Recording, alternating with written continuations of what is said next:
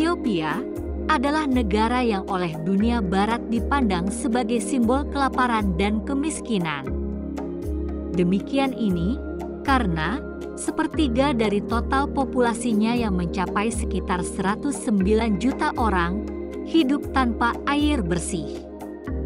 Secara total, sekitar 31% atau sepertiga penduduk pada tahun 2019 mengandalkan air yang tidak layak untuk kebutuhan sehari-hari.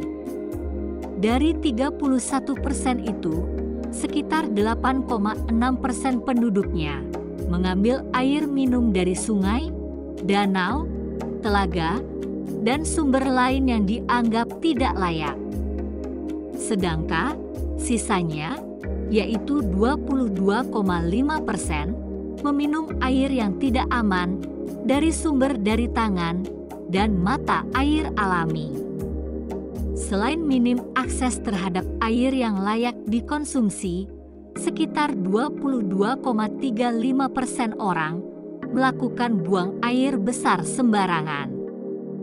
Mereka menjadikan ladang, hutan, atau area di sepanjang pedesaan sebagai kamar mandi terbuka.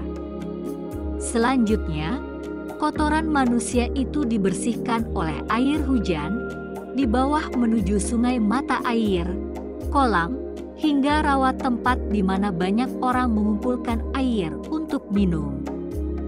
Akibatnya, keluarga yang meminum air yang tercemar itu mengalami penyakit yang ditularkan melalui air, dan mereka harus membayar biaya yang cukup mahal untuk perawatan di klinik maupun rumah sakit.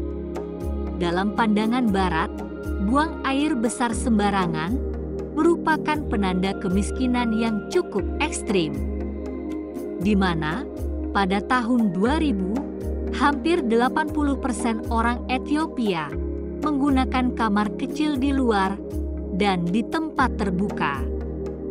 Di luar citra negatif yang disematkan kepada Ethiopia, negara yang terletak di Afrika Timur dengan area seluas 1.104.300 km ini, memiliki beragam fakta yang mengagumkan. Ethiopia merupakan salah satu negara tertua di dunia yang didirikan pada sekitar 980 sebelum Masehi.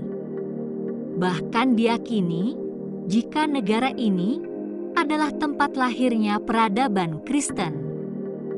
Adanya artefak-artefak arkeologis yang ditemukan di Ethiopia membuktikan bahwa Kristen telah resmi menjadi agama di Ethiopia sejak tahun 324 Masehi dan menjadikan negara ini sebagai negara Kristen sebelum Roma.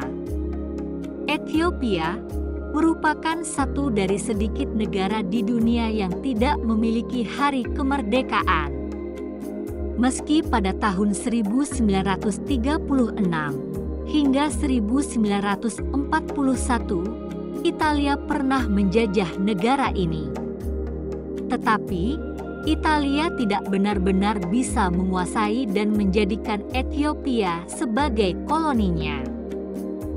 Kendati tidak benar-benar dikuasai Italia, tetapi sampai saat ini, beberapa kebudayaan Italia dapat dirasakan di Addis Ababa, yang merupakan ibu kota Ethiopia. Dihuni oleh suku yang beragam, sehingga negara ini memiliki sekitar 80 bahasa yang berbeda. Namun, meski terdiri dari banyak suku, Ethiopia menggunakan bahasa Oromo dan Amhari sebagai bahasa nasional. Di samping itu juga menggunakan bahasa Inggris serta bahasa Arab Amhari digunakan dalam dokumen-dokumen resmi yang diterbitkan pemerintah Ethiopia. Bahkan, banyak produk minuman internasional yang dibuat dan dikemas di Ethiopia. Banyaknya bahasa di Ethiopia membuat anak-anak di negara ini harus mempelajari beberapa bahasa, yaitu bahasa suku dan bahasa resmi negaranya. Di samping itu juga harus menguasai bahasa Inggris sejak SMP. Sebab dari usia 12 tahun ke atas, seluruh pelajaran disampaikan dalam bahasa Inggris. Ethiopia adalah satu-satunya negara di Afrika yang memiliki angka alfabet tersendiri. Mereka menggunakan abugida yang dikenal dengan daftar suku. Kata alfa yang terdiri dari 209 simbol dan 25 macam huruf. Negara ini juga mengikuti kalender Julian yang terdiri dari 12 bulan, yang masing-masing bulan itu terdiri dari 30 hari. Kalender ini merupakan tahun Syamsiah atau matahari dengan jumlah hari tetap setiap bulannya dan disisipi 1 hari tiap 4 tahun. Untuk penyesuaian dengan panjang tahun tropis. Kalender ini digunakan secara resmi di Eropa, sampai kemudian diubah dengan penggunaan kalender Gregorius pada tahun 1582 oleh Paus Gregorius XIII. Karena penggunaan kalender Julius, maka tahun keuangan Ethiopia dimulai pada tanggal 8 Juli dan tahun barunya jatuh pada tanggal 11 September. Matahari menjadi petunjuk waktu di Ethiopia. Matahari terbit menandai permulaan hari, dan matahari terbenam menandakan akhir hari. Karena itu, ketika negara lain menunjukkan pukul 7, maka di Ethiopia akan dianggap jam 1 tengah hari. Sedangkan, tengah malam di Ethiopia adalah jam 6 pagi di negara lain. Ethiopia adalah negara yang terkurung daratan terpadat di dunia. Total populasinya telah tumbuh dari 38 juta pada tahun 1983 menjadi 109 juta pada tahun 2019. Sementara, pada abad ke-19, populasinya hanya sekitar 9 juta. Hasil sensus penduduk dan perumahan pada tahun 2007 menunjukkan bahwa populasi Ethiopia tumbuh rata-rata 2,6% per tahun. Antara tahun 1994 dan tahun 2007, turun dari 2,8% selama periode 1983 hingga 1994. Dan saat ini, tingkat pertumbuhan populasi termasuk di antara 10 negara teratas di dunia. Populasi mereka diperkirakan akan tumbuh menjadi lebih dari 210 juta pada tahun 2060.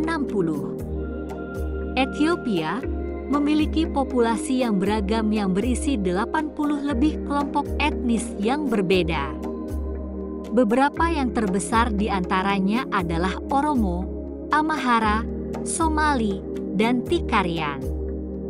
Menurut Sensus Nasional Ethiopia tahun 2007, Oromo adalah kelompok etnis terbesar di Ethiopia yang mengisi sekitar 34,4% populasi negara.